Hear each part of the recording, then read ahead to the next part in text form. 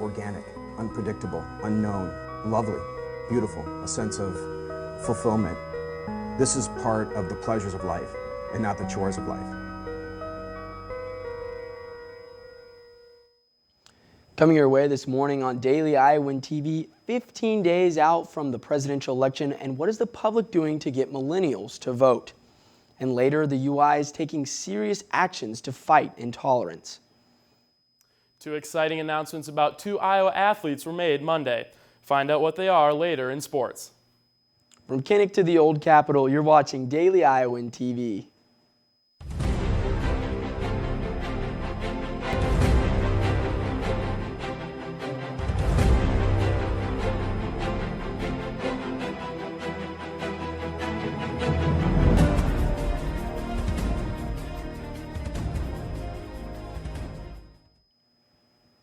Thank you for joining us for this live Tuesday program. I'm Andrew Roberts. Sunday brought all of us a reminder that bigotry is still a problem on the UI campus. Several discriminatory items were found around campus targeting various minority students. Daily Iowan TV reporter Chris Cervantes has more. Monday, students at the university went on with their day as they normally would, completely unaware of what had occurred on Sunday night. It all started from a simple Facebook post, one that soon got the attention of the University of Iowa student government. Recently, there have been several instances of flyers and other materials being used to promote bigotry against the various minority students on the Iowa campus. Needless to say, said students aren't happy. There's a lot of diversity here. I feel like groups who are in the minority might feel less safe than they had before without this term of events happening. Whatever the intent is, the University of Iowa student government is treating this as a serious issue. So we encourage students to take a photo and then report it to the police. So they can either call the University of Iowa Police or the Iowa City Police if the incident is off campus. According to the University of Iowa student government, vandalism such as this has occurred as early as last spring. If you have any information, please step forward and contact the University of Iowa Police Department. Reporting from Iowa City, this is Christopher Cervantes, Daily Iowan TV. A judge has declined to dismiss a lawsuit against the State Board of Regents concerning UI President Bruce Harreld's hiring last year.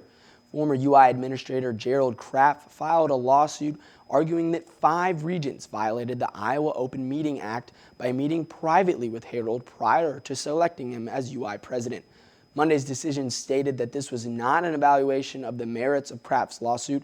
Rather, quote, the court's duty to examine whether plaintiff has stated a claim and given defendants fair notice of the incident from which the claim arises, end quote. Stick with Daily Iowan TV for further coverage of the lawsuit. Well, as we wrap down the month of October, I've been noticing not many students wearing their winter gear and not very much sun. Ryan Scott has been standing by in the weather studio for more information. Ryan, is this cloudy weather going to continue so far? Yes, Andrew, unfortunately, we're going to see a lot more cloud cover throughout this week. Now let's get into today's forecast. This afternoon, we'll experience a high in the mid to upper 50s with cloudy skies, and this evening, things will cool down to the low 50s. We also have a high chance of rain tonight. The rain will continue throughout the night and turn into thunderstorms tomorrow. Wednesday morning, we'll start the day with temperatures in the low 50s with possible thunderstorms. Now let's take a look at our 6-day forecast. Like I said, those clouds aren't going away anytime soon. Wednesday, possible thunderstorms in the morning with a high in the low 60s. Thursday, we'll see partly cloudy skies and a high again in the low 60s. Friday, our high will jump up into the low 70s. That will be our warmest day of the week, and we'll see more partly cloudy skies. This weekend, we'll experience highs in the low 60s with, you guessed it, more cloudy skies. Thankfully, skies will clear up on Monday, and we're looking at highs in the low 70s. That's all we've got here in the weather studio. Andrew, back to you. With Election Day nearing, a push for younger voters to cast their ballots has been a hot topic. Young voters rank among the lowest in participation in presidential elections, and some are trying to combat this by getting those voters out to cast their ballots early. Daily Iowan TV reporter Noah Gowdy has the story. With only 2 weeks until Election Day, a walk to vote event was held in order to get more students to vote early for this upcoming election. The younger voter turnout has been an issue in recent elections, and only 46% of eligible millennials voted in the 2012 presidential election. The younger voters in this year's elections say that they do care and are pushing for others to get out and vote as well. We do care and we are here to vote and voice our opinions, especially with most of these, like this year is like our first election for most of the millennials.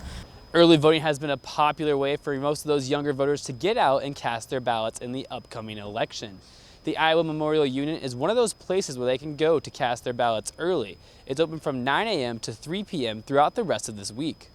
Iowa does have same-day voter registration, so anyone that is eligible to vote can cast their ballot until the end of Election Day. Reporting from downtown Iowa City, Noah Gowdy, Daily Iowan TV. There is a continuing decrease of domestic Master of Business Administration or MBA candidates enrollment nationwide. There is no exemption here at the University of Iowa Tippie College of Business. Daily Iowan TV reporter Zhao Li brings us more on how the college is working to bring awareness to their MBA programs. University of Iowa Tippie College of Business has always been looking for a nice blend of international students and domestic students. While there are substantial international candidates here at Tippie, the decreasing number of domestic candidates made them feel the need to get their name out there in a creative way. In recent years that we had done, we have our Take Two program. And because of the decline in the domestic students, we said, you know, what can we do to get people's attention and maybe get them interested at an earlier stage? Take Two means take a 2-year gap after graduation. University seniors can submit applications and the TP will evaluate those students for admissions 2 years later. You will now go out, you'll work for 2 years and know that you can come back. The idea is, you know, you walk away from your university experience with your diploma and an MBA offer. And this year, the TP MBA program added a new wrinkle called the personal pitch competition. They give students 4 minutes to come in and talk to a panel about themselves, who they are, and why they will be an asset to the program. A scholarship is tied to the winning. The winner this year said the scholarship absolutely helps her a lot. Business school is, a lot of balancing your time, right? So you have work, you have school. So whatever financial aid you can get to help ease that burden is going to be definitely beneficial. And what's more, there's no major requirements for the MBA program. You can come from any undergraduate degrees. So last night I met with an engineering undergrad student organization to talk about where an MBA will take them long term in their career on top of those skills that they're already bringing out of the engineering. The program is open to anyone in the United States. Reporting in Permanent Center in Iowa City, Jolly, Day Iowan TV. Another weekend of Hawkeye football, and the offense continues to struggle while the defense is playing stellar, led by senior Desmond King. John Leo is standing by in the sports studio with more on the All-American. That's right, Andrew. The offense really struggled to find some firepower to take down the Badgers, but the defense surely was strong. It was announced Monday that defensive back Desmond King is a quarter semifinalist for the Lott Impact Trophy and one of 16 semifinalists for the 2016 Jim Thorpe Award, which he received last year. The Jim Thorpe Award is presented annually to the best defensive back in college football. 3 finalists will be announced on November 21st, and the winner will be announced on December 8th. The Impact Award stands for integrity, maturity, performance, academics, community, and tenacity. The winner will be announced on December 11th. This season, King has recorded 26 solo tackles, a 41-yard interception return for a touchdown, and leads Iowa with 6 pass breakups. Obviously, Desmond King has been a huge asset to Iowa football. The defense as a whole had a rough start to the season, but like we saw on Saturday, King and the Iowa defense had a big game against Wisconsin. With the offense not getting the job done on Saturday, the defense was forced to be on the field for long drives. Led by Desmond King and Josie Jewell, they were able to go blow for blow with the top-ranked Badgers. With both teams clamping down on the defensive side of the ball, the Hawkeyes were able to make a few key defensive stops to keep them within reach of the Badgers. A missed field goal and a goal line stand where Desmond King recovered a fumble in the end zone helped the Hawkeyes keep it close and trail only 7-6 at the half. We felt like we got out pretty good on them in the first half. Second half, just got to come out even better. The defense did a good job of bending without breaking, but they could not seem to get off the field quick enough letting up a couple big plays through the air that kept Badger drives alive. We just got to understand it comes down to execution and discipline during a game like this. It's huge for, we're going up against a great team to be able to, be disciplined and be able to execute on the plays that you need to execute on those 3rd and 1s to be able to make them punt and stuff like that. With the 4th quarter looming and still trailing the Badgers, Jaleel Johnson came through for the Hawkeyes with back-to-back sacks to force a much-needed punting situation for this defense. I didn't plan on really getting no sacks. I mean, that wasn't really in my thought process, but, that really just comes from just working hard and do what I got to do. With the offense staggering, the worn-down Iowa defense was not able to make the stops it needed, leading to a Wisconsin field goal to make it a 2-score game with 1 minute and 24 seconds to go in the 4th quarter. Desmond King returned the ensuing kickoff 77 yards, but the Hawkeyes only managed a field goal and fell short to the Badgers. By the end of the game, Iowa's defense held one of the nation's best running backs, Wisconsin's Corey Clement, to only 3.8 yards a carry. Reporting from Kinnick Stadium, this has been Colin Murphy, Daily Iowan TV Sports. We'll have more Iowa football on Thursday's show. Another Iowa team that had a bit of a rough weekend was the women's volleyball squad. Over the weekend, they faced not 1 but 2 top 5 opponents. The Hawks opened up the weekend against number 3 Minnesota. Aaron Erickson was at Carver Hawkeye Arena to recap the matchup. The Friday night matchup between Iowa and number 3 ranked Minnesota came down to 5 sets, and in the end it was Minnesota who was the victor, winning by 4 points in the final 5th set. Here's what Coach Szymanski had to say of a valiant effort from his Hawkeyes. I feel for our gals tonight, I really do. I think we had premium opportunity there, and it's not about the end of the match, it's about the whole match, and our opportunity was strong and our performance and effort was strong. This one stings, we were right there toe-to-toe with one of the best teams in the country and certainly the best blocking team in the country, and we're going to take with us that stinging feeling so that we remember how that feels and we try to not let it happen again. And we're not done. We are not done. This team is going to keep going. This team is going to keep working. We're going to keep giving our very, very best, having a great attitude, treating others really, really well, and being unconditionally grateful regardless of our circumstance. Our circumstance right now is we just went 5 with a team that was in the Final 4 last year.